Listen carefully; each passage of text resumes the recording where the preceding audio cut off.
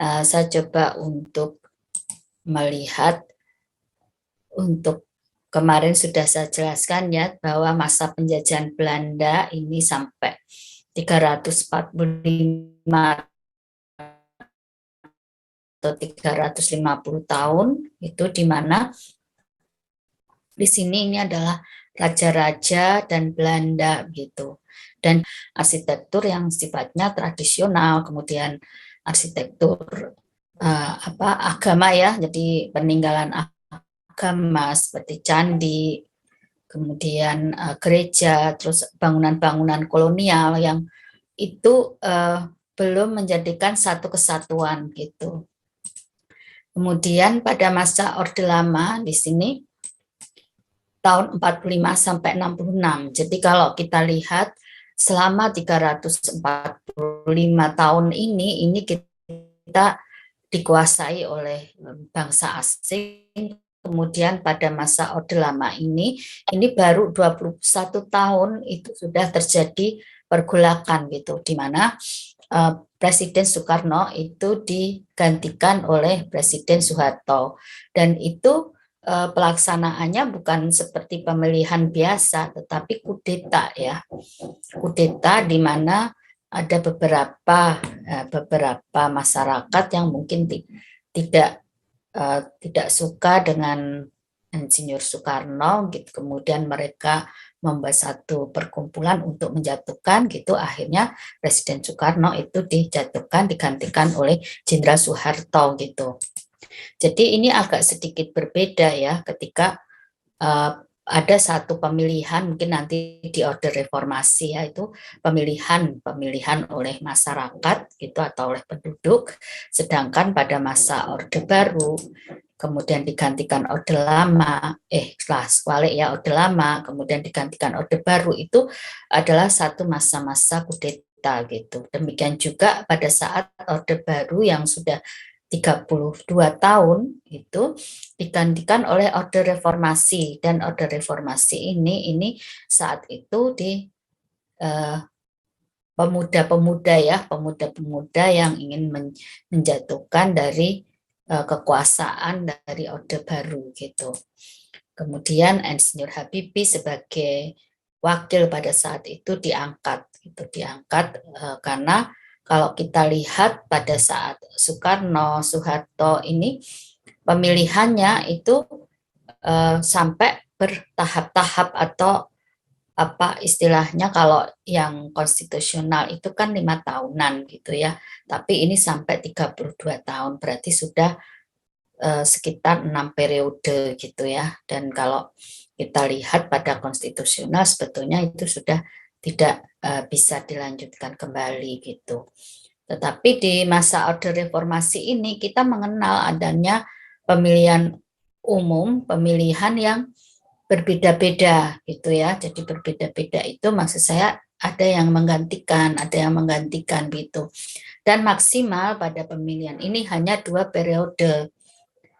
Ya, seperti mungkin kalau Habibie Abdurrahman Wahid itu sebentar, kemudian ada pemilihan umum terpilih Megawati, kemudian Susilo Bambang Yudhoyono ini 2 periode, kemudian Pak Jokowi ini satu periode lebih ya, dan mungkin nanti hanya 2 periode gitu.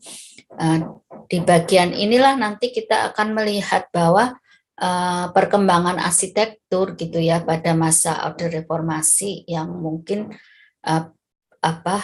dalam jangka waktu ini kalau kita lihat 24 tahun dipimpin oleh 5 presiden, sedangkan di sini 32 tahun itu dipimpin oleh 1 presiden, 21 tahun dipimpin oleh 1 presiden gitu. Oke, kemudian dari posisi ini gitu ya, bagaimana sebetulnya konsep arsitektur di Indonesia yang dikembangkan di masa setelah kemerdekaan.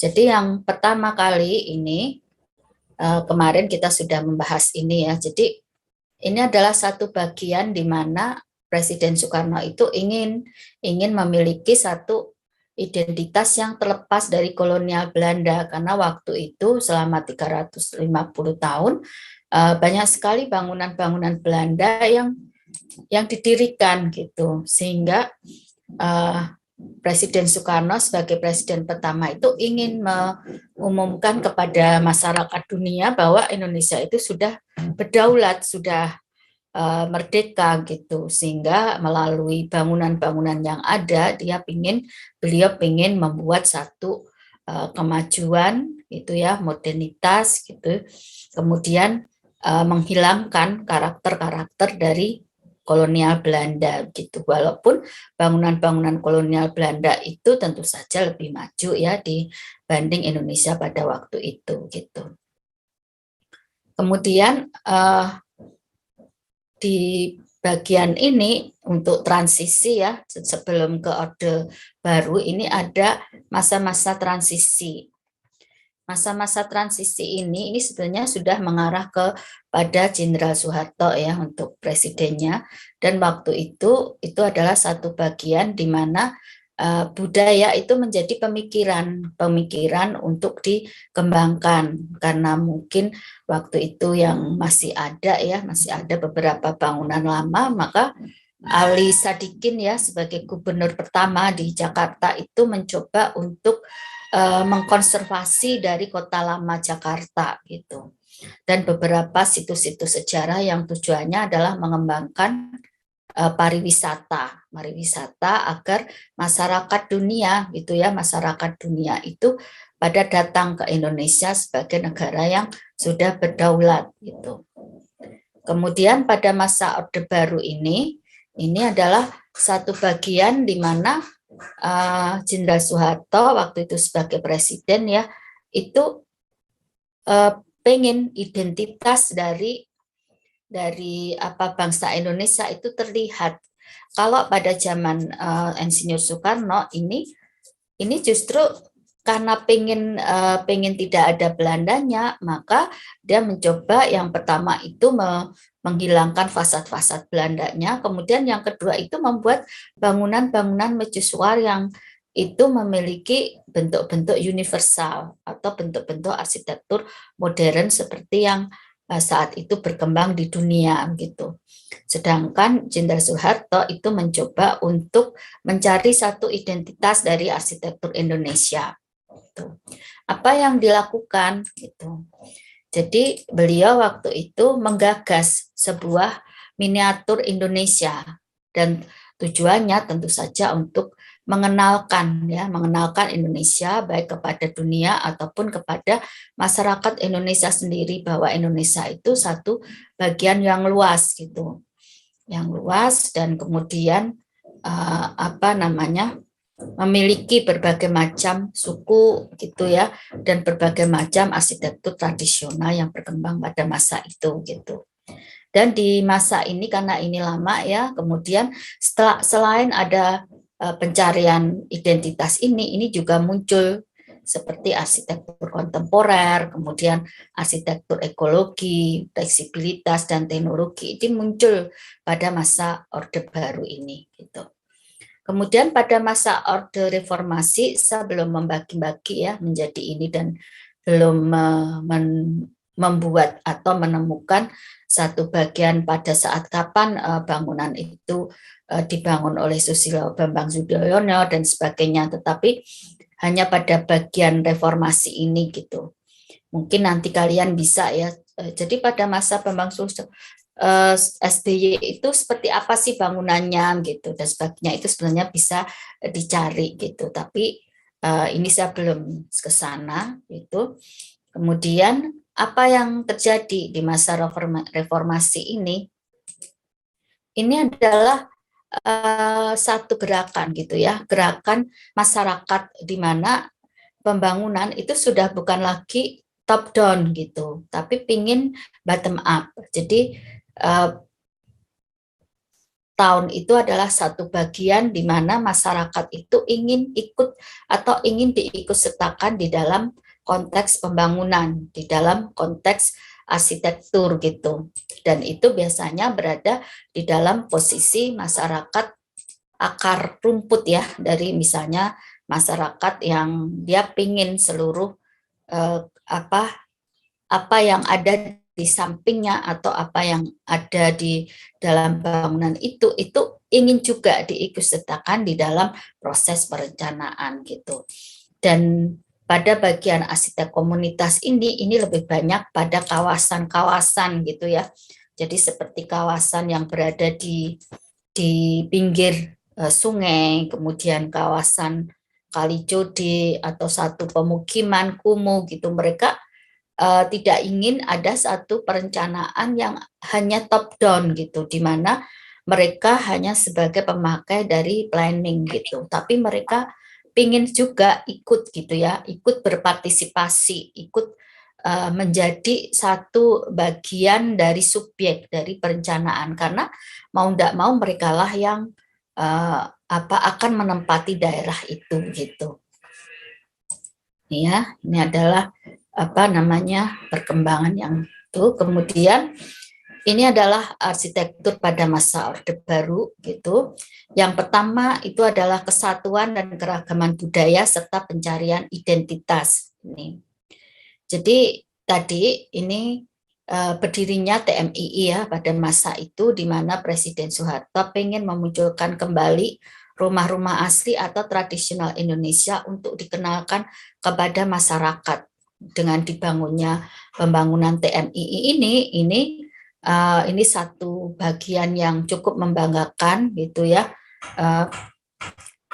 Seluruh waktu itu saya mungkin masih SD ya, SD atau masih ini itu ikut di dalam proses pariwisata yang ada di sana gitu.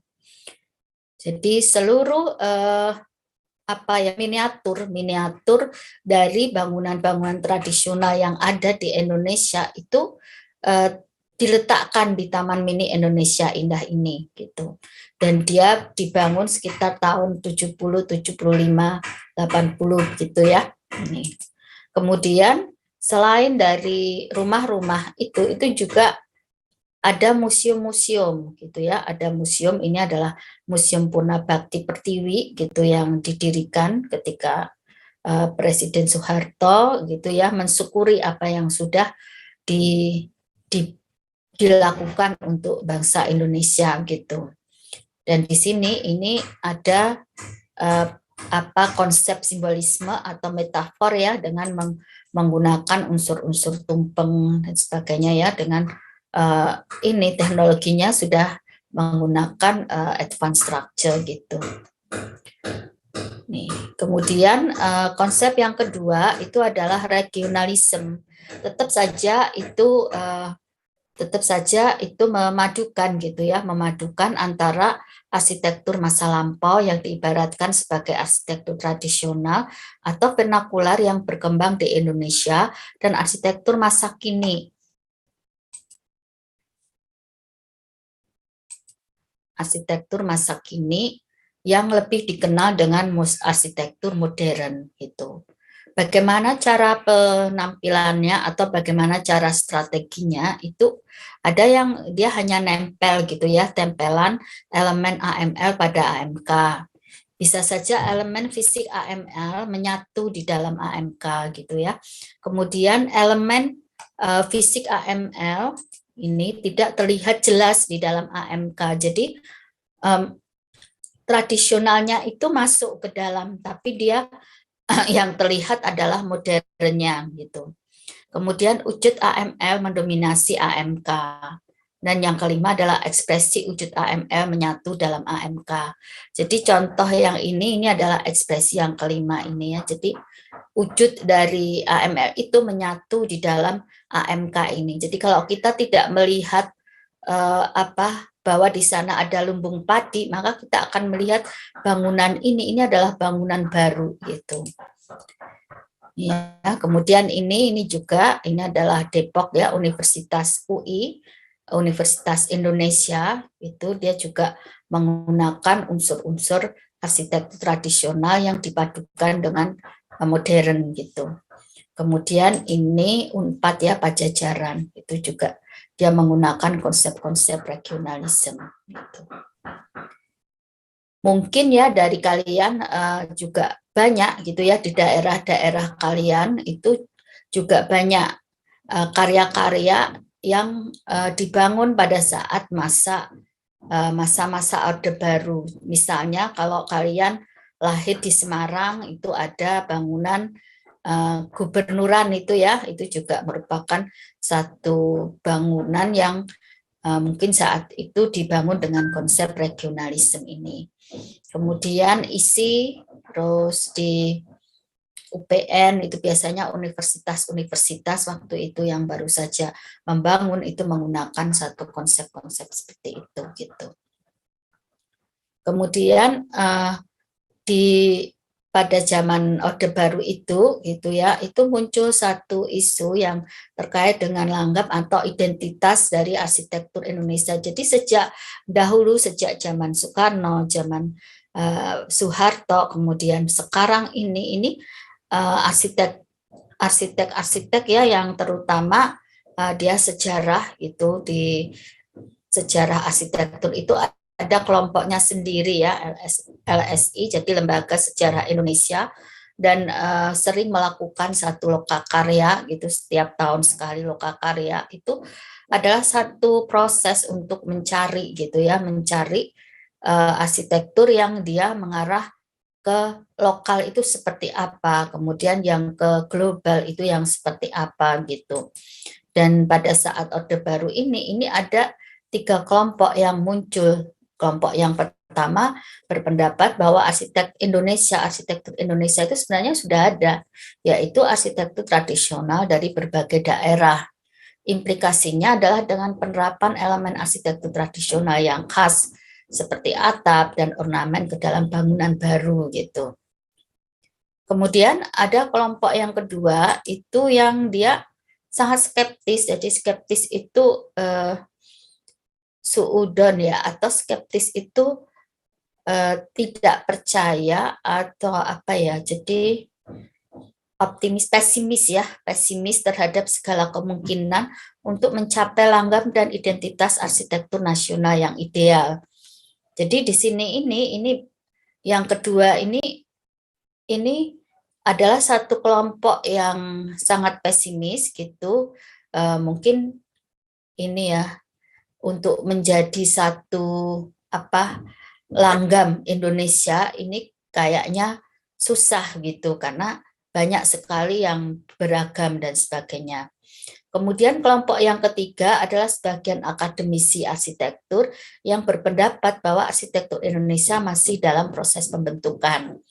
Itu ya, jadi seperti kita yang di IAI, kemudian Lembaga Sejarah Indonesia dan sebagainya itu sampai sekarang ini itu masih berusaha untuk mencari gitu ya, sebenarnya arsitektur Indonesia itu yang seperti apa, karena kita melihat bahwa sangat beragam apa yang di Indonesia itu sangat beragam, tapi kita positif ya, jadi istilahnya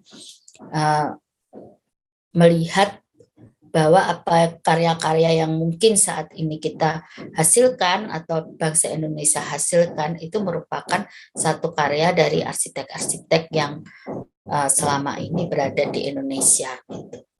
Oke, kemudian yang ketiga dari arsitektur yang keluar dari Orde Baru adalah arsitektur kontemporer. Jadi sebetulnya istilah arsitektur kontemporer itu adalah arsitektur yang digunakan ya, yang memiliki kebaruan pada saat itu gitu. Jadi kalau di bagian Orde Baru, arsitektur kontemporer itu bisa saja dia merupakan gabungan antara tradisional, jadi menggunakan etnis sebagai satu karya arsitektur yang dipadukan dengan arsitektur Indonesia gitu. Jadi ini kesan dengan kekinian. Tetapi ketika kalian mendesain arsitektur kontemporer pada saat sekarang, maka carilah buku-buku atau literatur pada saat sekarang, 2022, 2023, itu karya arsitektur seperti apa. Karena kontemporer itu bukan sesuatu yang mandek gitu ya, tetapi dia berjalan sesuai dengan waktu gitu, berjalan dengan sesuai dengan zamannya. Dan kekinian pada masa dulu mungkin sudah tidak menjadi kekinian pada masa sekarang gitu.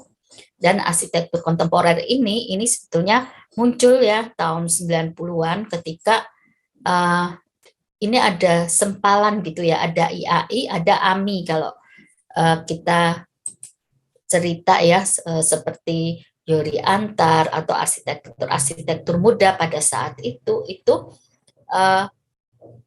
tidak mau mengikuti IAI gitu ya, tapi mereka membentuk yang disebut dengan arsitektur muda Indonesia. Dan ternyata itu diikuti oleh beberapa arsitek di tempat yang lain seperti di Malang atau di Medan dan sebagainya, yang mereka itu membentuk satu kumpulan arsitek muda Indonesia. Dan kelompok arsitek muda ini ditandai dengan adanya pengaruh postmodernisme atau pada bangunan umum dan komersial di Jakarta dan kota besar lainnya. Hadirnya para arsitektur muda ini bertujuan untuk menghasilkan desain yang khas dan inovatif yang dapat memperkaya khasanah arsitektur kontemporer di Indonesia. Ya, jadi ini adalah hal-hal di mana muncul beberapa konsultan ya, ada atelier ya, kemudian ada penghargaan award untuk beberapa arsitek Indonesia seperti Kalijodo dan sebagainya, itu menjadikan satu bagian tahun 90 sampai tahun 98 sebelum reformasi ini menjadi satu bagian yang munculnya arsitektur kontemporer gitu. Nih ya, jadi ini adalah contoh-contoh gitu ya yang muncul gitu. Jadi seperti ini tahun 98, 2000 dan sebagainya, itu banyak sekali karya-karya dari arsitek muda gitu ya yang dianggap itu memiliki satu nilai terbaik gitu ya. Ya, jadi seperti ini Masjid Raya Sumatera Barat itu disebut kontemporer karena dia mengikut sertakan etnik di dalam pembangunannya atau di dalam desainnya gitu. Jadi di unsur-unsur etnik ini dipadukan dengan unsur-unsur baru gitu. Dan saat itu memang lagi trennya gitu ya, trennya kontemporer itu dengan kontemporer etnik gitu. Jadi masa kini pada saat itu berada di dalam posisi memadukan unsur-unsur etnik dalam satu nilai-nilai kebaruan. Dan pada saat itu memang lagi heboh-hebohnya regionalisme itu ya, sehingga ini di samping regionalisme gitu ya, itu ada bagian yang disebut dengan AMI, itu disebut dengan arsitektur kontemporer gitu ya. Kemudian ini adalah Menara Pinisi, ini oleh Using ya. Ini jadi karya-karya arsitektur Indonesia atau muda ya, Pak Using ini juga dia masih di bawah saya gitu. Dia menciptakan satu karya-karya yang tren pada masanya gitu. Oke, kemudian ini adalah kantor atelier ya Ghazali di Jakarta gitu. Kita lihat ada unsur-unsur tekuan ya, kalau kita mengenal mungkin kalian diajari oleh Pak Wisnu tentang perkembangan arsitektur dunia gitu, dan masa di mana Peter Eisenman mungkin satu karya-karya yang disebut dekonstruksi waktu itu dengan seolah-olah kertas ya, kemudian kertas itu diuyak-uyak gitu, diinikan ya, kalau kita lihat itu seperti kertas yang diapakan ya, ini saya contoh aja. Jadi kalau kalian membawa kertas, kemudian kertas ini ya, kertas ini diuyak-uyak ini, kemudian pada saat itu nih ya, Ini kemudian dibuat seperti ini gitu. Akhirnya yang terjadi adalah satu bagian konstruksi atap yang dia berupa kertas yang diuyak-uyak ya, kertas yang apa sih istilah bahasa Indonesia ya, yang diuntel-untel gini kemudian dibuka gitu. Muncullah ini, kalau dia didirikan di atas tanah maka dia akan berdiri gitu. Ya lipat ya, arsitektur lipat. Jadi seperti gini, ini adalah satu bagian yang diilhami oleh arsitektur dekonstruksi. Kemudian ini adalah Museum Tsunami. Jadi di sini ini saya lihat ya dari apa ya. Jadi kalau saya melihat diilhami oleh karyanya Peter Eisenman ya, ketika dia menggunakan konsep trust of memory gitu. Jadi di dalam kita masuk ke dalam ini, kalau ini saya betul-betul pernah masuk ya, masuk ke dalam Museum Tsunami ini, dan di sana itu ada sebuah seperti kita masuk di dalam sumur, kemudian seluruh bagian yang ada itu diberi nama-nama orang yang meninggal pada saat tsunami. Kemudian cahayanya itu diredupkan gitu, dan kita seolah-olah berada di dalam posisi pada saat tsunami itu terjadi gitu.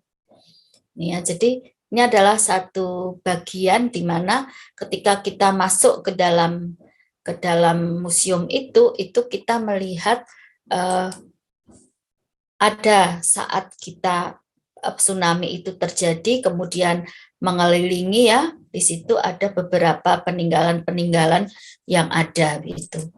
Sedangkan konsepnya ini kalau kita lihat, konsep yang ada itu adalah metafora ya. Jadi metafora atau simbolisme yang memuat ombak gitu ya, ombak yang mengelilingi di situ. Gitu. Jadi nanti kalau kalian ke Aceh itu bisa mampir di sini. Oke, kemudian ini adalah perpustakaan UI. Saya belum pernah masuk ke sana ya. Sebetulnya ada yang bagus lagi, itu perpustakaan di mana? Unika Semarang itu juga muncul ya. Itu. Kemudian ini adalah airport di Nusa Tenggara Timur, gitu ya. Ini juga mengikutsertakan etnik dari Nusa Tenggara Timur untuk bentang lebarnya gitu. Jadi nanti kalau kalian ya Stupa 5 itu adalah bentang lebar gitu, kalian bisa menggunakan konsep-konsep dari tradisional, kemudian implementasinya itu dengan memasukkan struktur-struktur bentang lebar gitu. Kemudian ini adalah arsitektur di masa reformasi. Jadi nggak mungkin ya, saat itu memang kalian belum lahir, jadi saya perkirakan kalian lahir 2003 atau 2002 gitu ya. Itu sedangkan krisis moneter ini tahun 97 gitu. Dan tahun 98 itu saya sudah ngajar di UMS ya, sudah ngajar di arsitektur UMS waktu itu, dan itu memang satu peristiwa yang sangat mengerikan gitu, karena di UMS sendiri waktu itu saya masih ngajar, dan saya melihat bahwa polisi-polisi itu sudah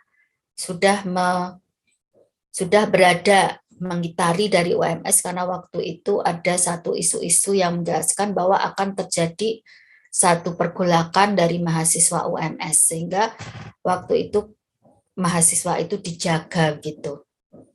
Dan ternyata benar gitu ya, terjadi satu mungkin kalau kalian seneng ya, nggak tahu.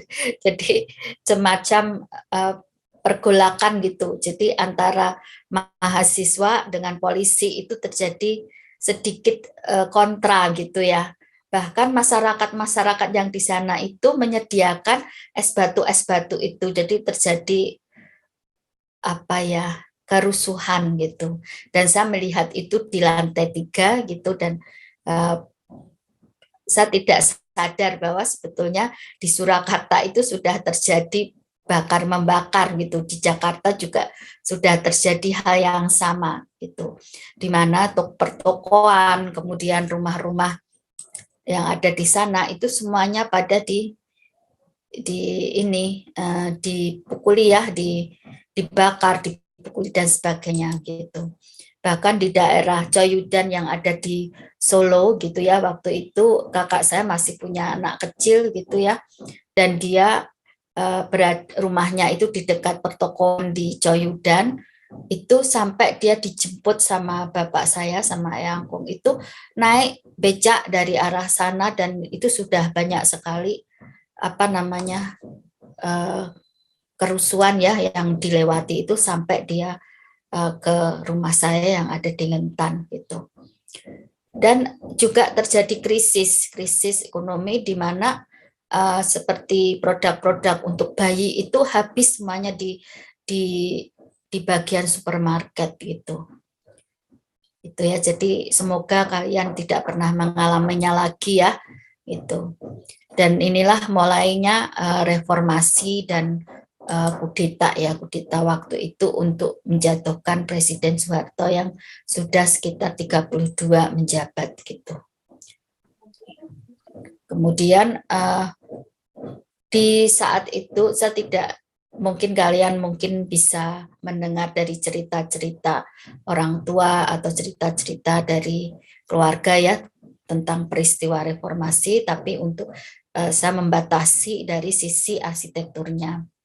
Jadi di masa reformasi ini muncul beberapa karya arsitektur gitu ya, yang di situ itu ada arsitektur partisipatori gitu, kemudian ada arsitektur pembentukan identitas kolektif, kemudian yang ketiga adalah pengembangan ekologi, fleksibilitas, dan teknologi. Jadi di masa reformasi ini kalau kita lihat zaman Mangunwijaya ya, Mangunwijaya itu di dalam dia masuk menuju ke Kalijodo, kemudian ikut serta di dalam proses membangun dari masyarakat Kalijodo itu masih dalam masa Orde Baru gitu. Dan ternyata pada masa reformasi ini arsitektur partisipatori itu berkembang dengan pesat gitu ya. Apa sih sebetulnya yang disebut dengan partisipatori ini? Jadi yang dulunya seluruh desain yang ada gitu ya, apalagi desain-desain yang mengarah ke planning kota dan sebagainya, itu lebih banyak pada proses top down ya, dari atas ke bawah, sehingga masyarakat itu tidak pernah diikutsertakan di dalam proses pembangunan gitu ya. Bahkan untuk tempat-tempat misalnya di pinggir rel, pinggir sungai itu disebut sebagai lost space gitu. Apa itu lost space? Lost space adalah satu kawasan yang tidak terbangun, dan masyarakat yang berada di situ yang tidak berkembang dengan pesat itu disebut dengan korban-korban pembangunan. Saya ingat sekali ya waktu saya kuliah S2 dan saya diajar oleh seorang dosen untuk proses pembangunan gitu ya, tahun 97 itu gitu ya. Proses pembangunan itu dia menceritakan, kebetulan beliau adalah dia berada di Pemda gitu, dan dia menceritakan bahwa saat ini ada satu proses planning kota gitu, dan di situ ada beberapa tempat itu yang tidak terjamah oleh satu planning gitu ya, yaitu seperti tempat-tempat yang dia berada di pinggir rel kereta api, kemudian berada di pinggir sungai. Itu adalah bagian-bagian tanah itu yang disebut sebagai lost space, tanah yang memang tidak terjamah oleh planning gitu. Kemudian orang-orang yang dia tidak bisa ikut berkembang dengan adanya planning itu dianggap sebagai masyarakat korban pembangunan itu. Saya selalu terngiang-ngiang itu gitu. Dan ternyata di saat masa berikutnya setelah masa-masa Orde Baru itu muncul satu gerakan gitu ya, ada arsitektur komunitas, disebut arsitektur komunitas, kemudian metode yang dilakukan untuk planning adalah partisipatori gitu ya. Itu adalah satu bagian di mana masyarakat itu ikut sertakan di dalam proses pembangunan. Jadi kita ingat ya, seperti PNPM itu adalah satu program pemerintah yang dibiayai oleh USAID gitu, yang apa ya istilahnya, planning dari satu kawasan itu mengikut sertakan masyarakat di dalam proses pendataan gitu ya, di dalam proses atau perencanaan gitu. Jadi seperti kemarin waktu KKL ya, waktu KKL itu ada seminar, dan seminar itu mengikut sertakan dari beberapa orang pembicara ya. Jadi salah satunya adalah saya lupa ya, itu namanya titik-titik Wejas gitu. Itu adalah tokoh gitu ya, tokoh dari arsitektur yang mengikut sertakan masyarakat di dalam proses perencanaannya gitu. Kalau di kita itu ada Pak Komarun, Pak Alfa, itu juga ya, seperti Pak Alfa itu dia ke bagian konservasi lawean gitu ya. Dan di dalam proses perencanaannya itu berlangsung lama, bahkan sampai bertahun-tahun gitu ya, tetapi dia mengikut sertakan masyarakat di sekitarnya untuk ikut maju gitu. Jadi bukan hanya satu perencanaan yang dia top down gitu dan masyarakat di sekitarnya ikut gitu, enggak, tapi mereka diikut sertakan di dalam proses itu gitu.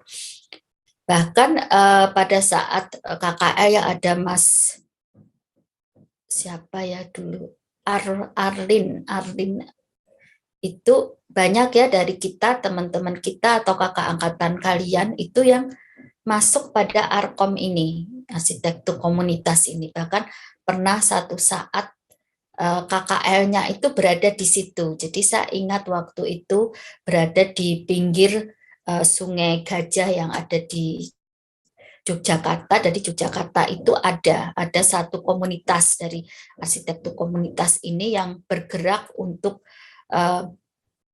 daerah-daerah yang berada di pinggir sungai, itu masyarakatnya diikutsertakan di dalam proses perencanaan, sehingga di pinggir sungai, di pinggir mungkin rel kereta api itu bukan lagi menjadi lost space, tetapi dibangun gitu ya, ditata gitu. Jadi kalau sekarang mungkin kalian lihat ya di Sungai Pepe, kemudian di sungai-sungai yang ada di Tonadi, bahkan kemarin saya ke Sarawak itu ada waterfront yang di sana itu sungai itu ditata begitu bagusnya, sehingga kita tidak lagi melihat sungai itu sebagai satu tempat yang jelek gitu ya, tapi sudah ditata menjadi sebuah taman. Dan di Surakarta ini juga sudah mulai begitu gitu ya.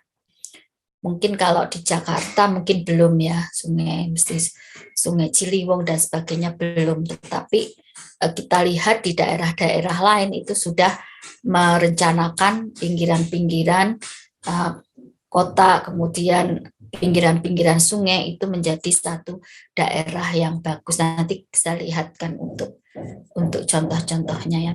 Kemudian yang kedua adalah pembentukan identitas kolektif.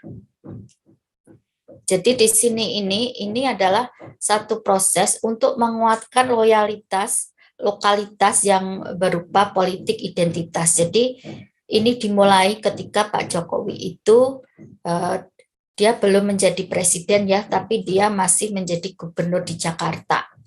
Kemudian dia mengungkapkan adanya politik identitas di mana seluruh bagian yang berada di daerah Betawi itu harus menghadirkan ciri Betawi di dalam berbagai kegiatan dan material budaya, bahkan mulai dari seragam dari PNS ya waktu itu, orang ASN ya, itu setiap hari Kamis itu dia menggunakan pakaian Betawi gitu. Bahkan untuk bangunan yang ada itu juga menghadirkan satu ciri-ciri Betawi, sehingga secara keseluruhan identitas dari seluruh kota atau bagian dari kota itu sudah mencerminkan dari budaya identitas dari masing-masing daerah gitu. Kemudian yang ketiga di sini ini adalah pengembangan ekologi, fleksibilitas, dan teknologi gitu.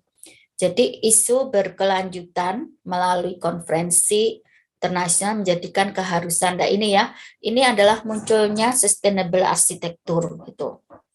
Jadi ini berawal dari minimnya energi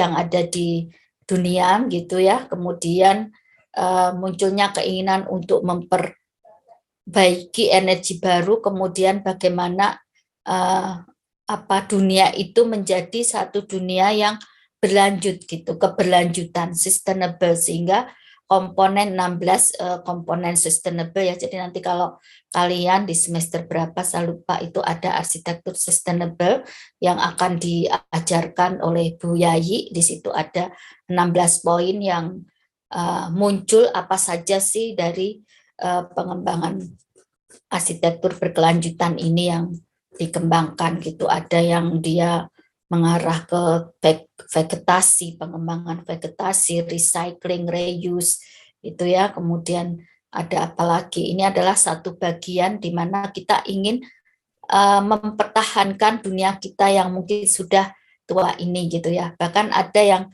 mengapa sampai sekarang mungkin kiamat itu tidak dijelaskan kapan gitu ya, karena kita sebagai manusia itu adalah makhluk yang bisa diharapkan untuk menunda dari kiamat itu gitu. Jadi di sini ini akan terjadi satu bagian di mana kita sebagai manusia khalifatullah gitu, ini diharapkan untuk bisa menjadikan dunia ini sustain gitu.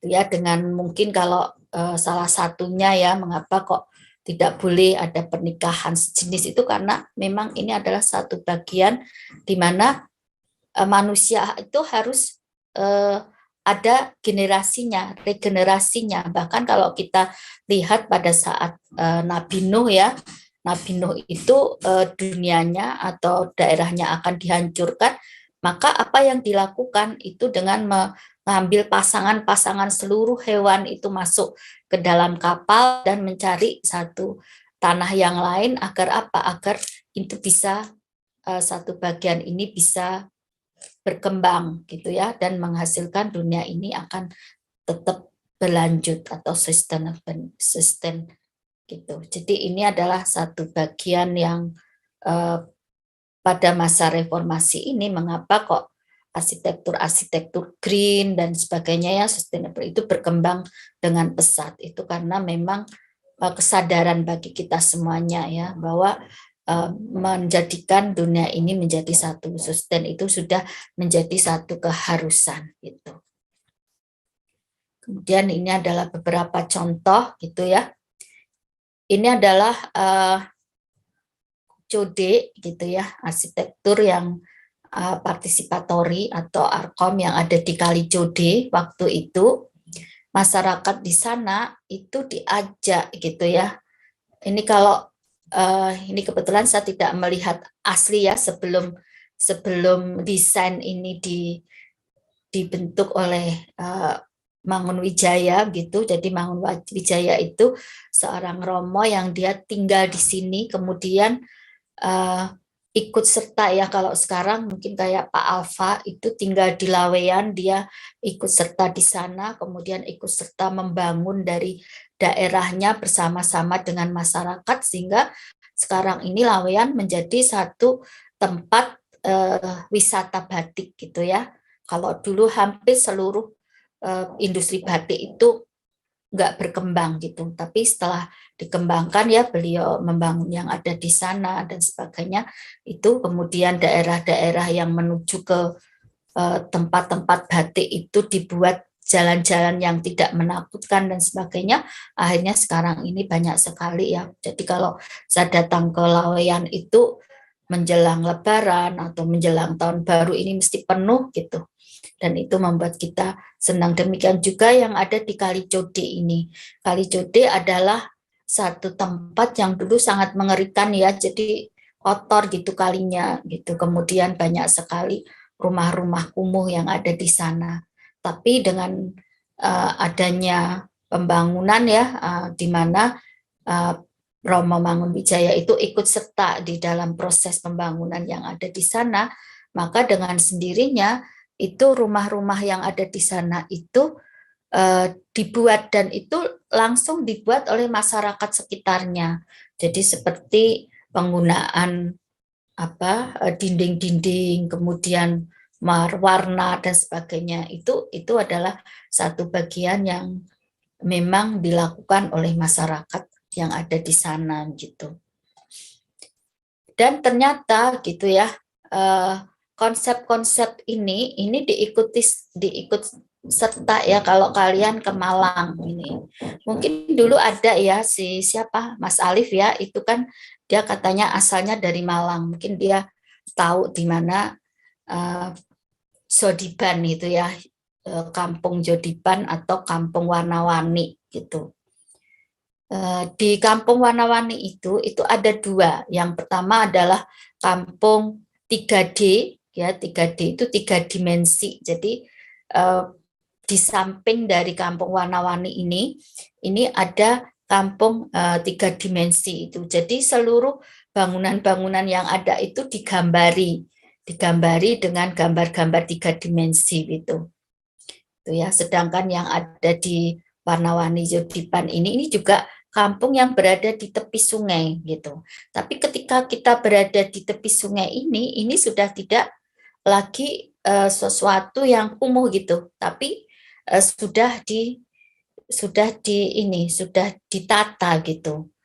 Dan pada saat ini kerjasama ya dari kalau nggak salah ekonomi manajemen Unibro ya, Brawijaya itu dengan satu toko cat gitu ya, perusahaan cat itu melakukan satu program, itu program bersama, kemudian mereka di masyarakat ini disumbang cat dan mereka diminta untuk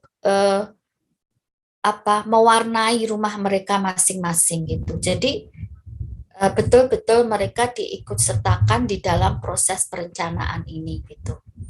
Mulai dari awal, dari yang mungkin sangat menarik ya kalau kita perlihatkan sebelum, before dan after-nya ya. Tapi ini saya tadi belum melihat ada foto-foto before-nya, tapi ini adalah after-nya. Itu kalau dari jauh itu ya, itu menjadi seperti lukisan gitu. Tapi kalau kita masuk ke dalam ini ya sebetulnya masih sama seperti kampung ya, kita masuk ke dalam gitu. Kemudian tapi sudah bersih, bahkan di situ ada payung-payung gitu seperti ini ya. Kemudian ada tanaman-tanaman hias, kemudian untuk seperti kamar mandi umum itu juga sudah ada. Kemudian ada lukisan-lukisan, ini saya tidak melihat dulu kalau pas saya ke sana itu, di sana itu ada lukisan burung, ada lukisan apa yang kita kalau ke sana itu seperti ini ya, foto gitu ya, foto berada di sebuah lapangan gitu, kemudian di situ ada beberapa gambar di mana kita bisa foto gitu ya, sama seperti mbaknya ini ya. Ini selfie gitu ya, selfie di atas jembatan. Di atas jembatan, kemudian dia bisa menjadikan bangunan yang ada di sini ini menjadi sebuah background-nya. Siapa yang pernah ke sana? Ini coba saya ingin